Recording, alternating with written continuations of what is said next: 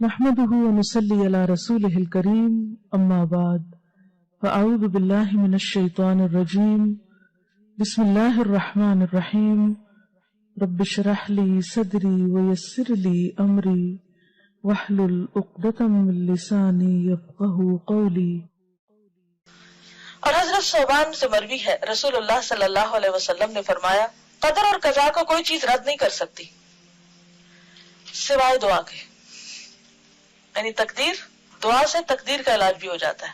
اور کوئی چیز عمر کو نہیں بڑھا سکتی سوائے نیکی کے، نیکی سے عمر بڑھتی ہے دو طرح، ایک تو سال اور مہینے بڑھ سکتے ہیں، اور دوسرے وقت میں برکت، کم عمر میں بھی تھوڑے وقت میں بھی بہت کچھ آپ کر جاتے ہیں جو دوسرے لمبی لمبی زندگی پاکے بھی نہیں کر پاتے، کیونکہ ایک نیکی دوسری نیکی کا دروازہ کھولتی جاتی ہے۔ آدمی گناہوں کی وجہ سے رزق اور روزی سے محروم ہو جاتا ہے، اور رزق اور روزی میں اضافے کا نسخہ کیا ہے؟ کون سی دعا ہے خاص طور پر؟ استغفار۔ سورۃ نوح میں آتا ہے نا فَقُلْتُ اسْتَغْفِرُوا رَبَّكُمْ إِنَّهُ كَانَ غَفَّارًا يُرْسِلِ السَّمَاءَ عَلَيْكُمْ مِدْرَارًا۔ تو بارشیں برسے تو کیا ہوتا ہے پھر؟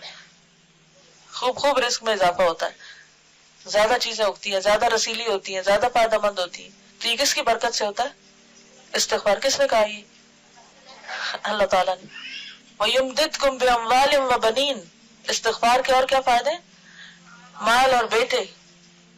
وَيَجْعَلْ لَكُمْ أَنْهَارًا۔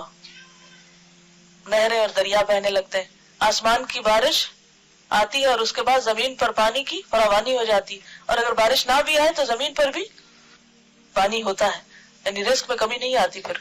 تو یجعل لکم انہارا، تمہارے لیے نہریں بن جائیں گی، لیکن ضروری ہے کہ کیا کرتے رہے ہم؟ استغفار۔ استغفار نہیں، استغفار۔ اب استغفر اللہ نہیں پڑھنا، استغفر اللہ پڑھتے ہیں، نام اس کا استغفار ہے۔ آدمی گناہوں کی وجہ سے رزق اور روزی سے محروم ہو جاتا ہے، نعمتوں سے محرومی ہو جاتی ہے۔ گناہ روزی کو تباہ کر دیتا ہے، گناہ روزی کو تباہ کر دیتا ہے۔ لیکن ہم میں سے کتنے ہیں جو اعتراف کریں کہ ہم گناہ گار ہیں؟ لوگوں کے سامنے دہراتے رہتے ہیں، اللہ کے سامنے کم ہی اعتراف کرتے ہیں۔